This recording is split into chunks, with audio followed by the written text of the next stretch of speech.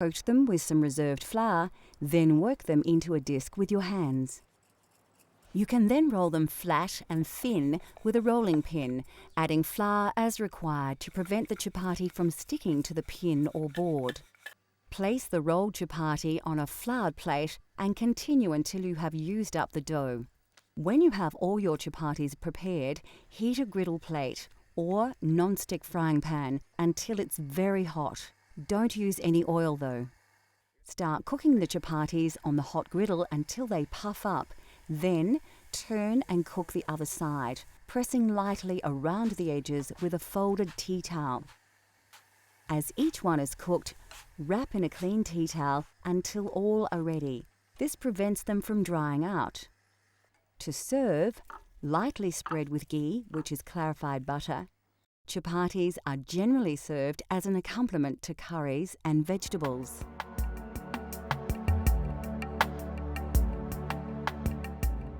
The southern region of Goa is famous for its fiery seafood curries, and this prawn curry is typical of the region. It's hot, spicy, and its intense flavours are the result of combining numerous ingredients. It's not a difficult curry to cook when you've been cooking. It has a lot of ingredients. You have whole spices that you use, and then you use the curry leaves, which are also from South India and Goa and that region. And then you use other spices like curry powders, which we blend ourselves, and turmeric and chili powder and things like that. And then you use ground stuff, grind onions and whatever.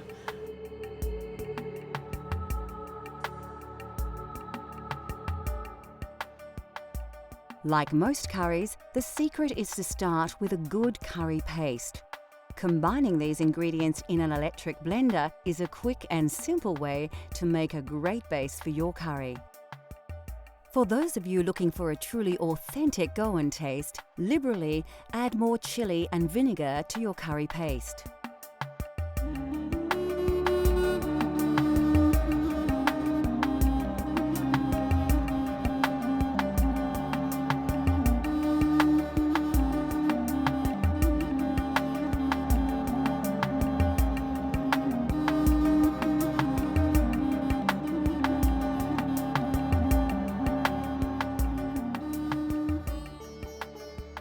The second stage of this recipe requires a vast array of spices and other ingredients, so it's important to ensure that you prepare everything well before you start cooking. We're using green prawns with their shells intact, but you could use any type of prawn.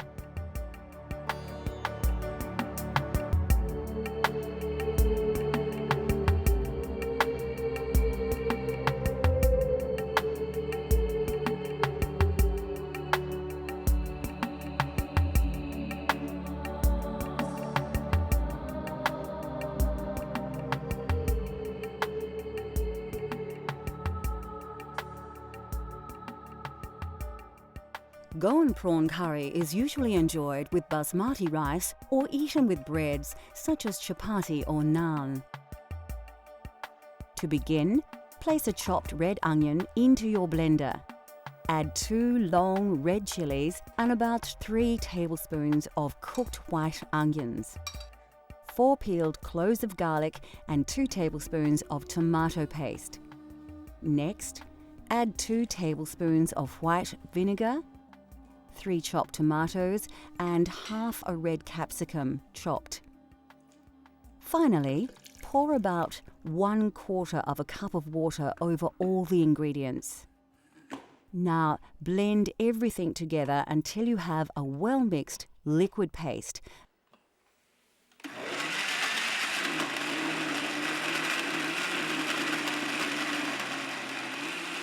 And put this to one side until later. To prepare the curry, heat some oil in a pan. Add your star anise, cardamom, cloves, cinnamon stick, fenugreek and mustard seeds to the hot oil. Place a sprig of curry leaves and 2 diced onions into the pan, then stir well. Take some ginger and garlic paste and stir around 2 teaspoons into your curry base. Pour in around half a cup of water and mix well. Scoop a spicy mix of turmeric, curry, chili, and coriander powders onto your onion base. As they cook, these spices will release their aromas and their flavors will intensify. Season with a teaspoon of salt, then reduce the heat and mix the ingredients well to form a thick paste. Now is the time to add your blended curry paste to the saucepan. Mix it in well to allow all the flavors to combine. Cover and allow to simmer until the juices have cooked through. When ready, add a tablespoon of yogurt to the sauce, as well as 1 tablespoon of tamarind paste. Then pour in half a can of coconut milk. These will help to bind all the ingredients together into a rich, creamy sauce. Take the juice of half a lemon and add it to the sauce. You can now add your prawns to the curry and then bring the sauce to the boil once to cook them. Remove the saucepan from the heat. Sprinkle 3 tablespoons of fresh chopped coriander and stir. Finally, cover and allow the curry to stand for 5 to 10 minutes before serving with basmati rice.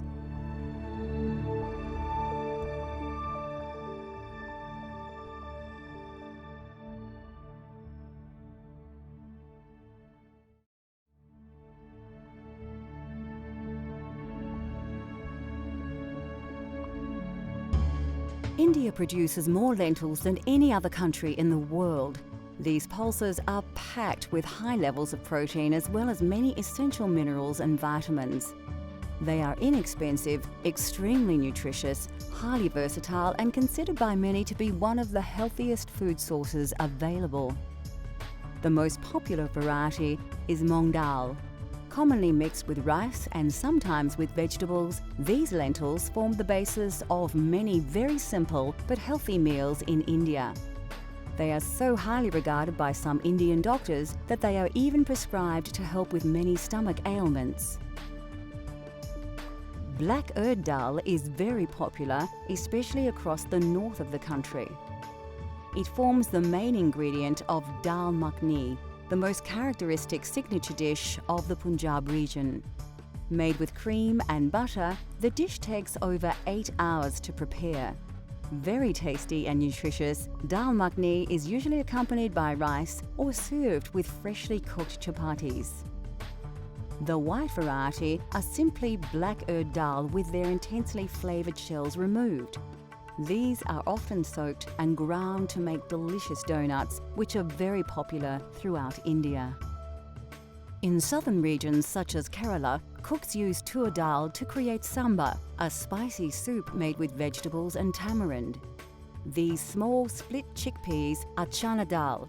They have a variety of uses, not least as an ingredient in the crispy papadam, a favourite accompaniment at most Indian restaurants around the world.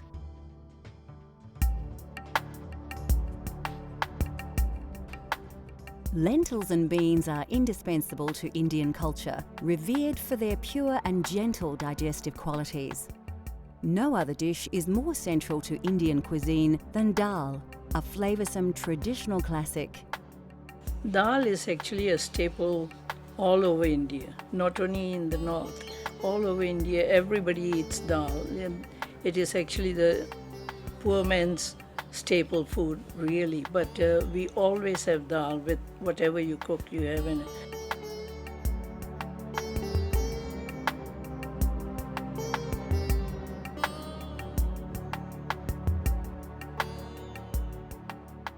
From north to south, dal in all its forms is central to Indian cuisine. Although dal seems like a simple dish, the preparation and complexity of its ingredients comes as a surprise to many. With a little time though, anybody can create a delicious dal at home.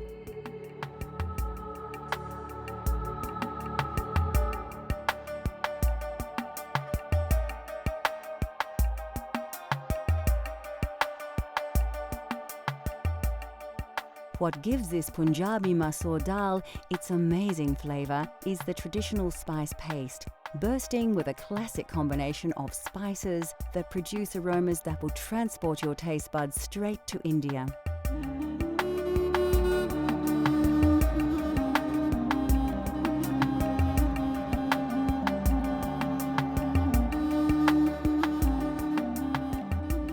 Although once limited to a very select few, all these exotic spices can now be sourced directly from your local supermarket.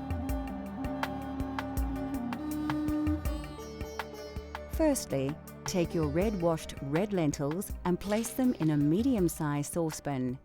Add the water to the pot, then stir in your turmeric powder, salt, a dash of chili powder, the garlic and ginger paste, a dash of fenugreek seeds, and a tablespoon of oil.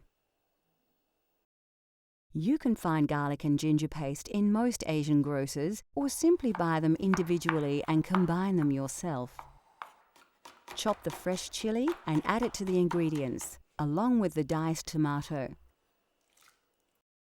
Give it a good stir before placing on the stove to boil for about 15 minutes. This part of the preparation is very quick, and dal is a great dish to prepare if you're short on time.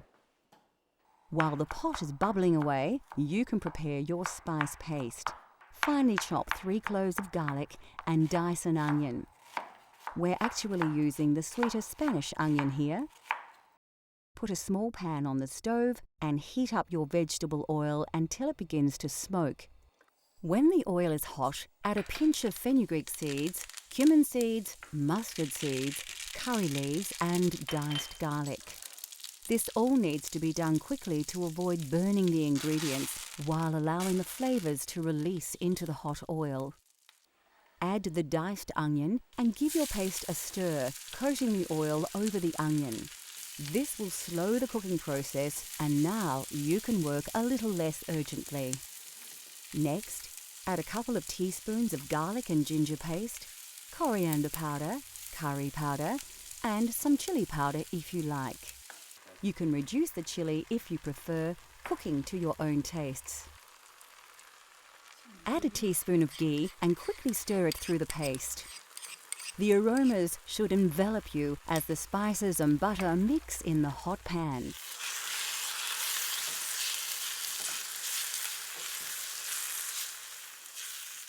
By now, your dal should be cooking nicely, and a large portion of the water will have been absorbed by the lentils. Stir the spice paste into the dal on the stove top and mix in well. Keep it on the heat while stirring to help the flavours combine. Lastly, finely chop some fresh coriander, stalks and all, and add it to the dal. Keep a little aside to use as a garnish when serving. Now you too can prepare a traditional Punjabi masoor dal, a delicious, authentic vegetarian Indian dish, rich in flavours and good for you as well.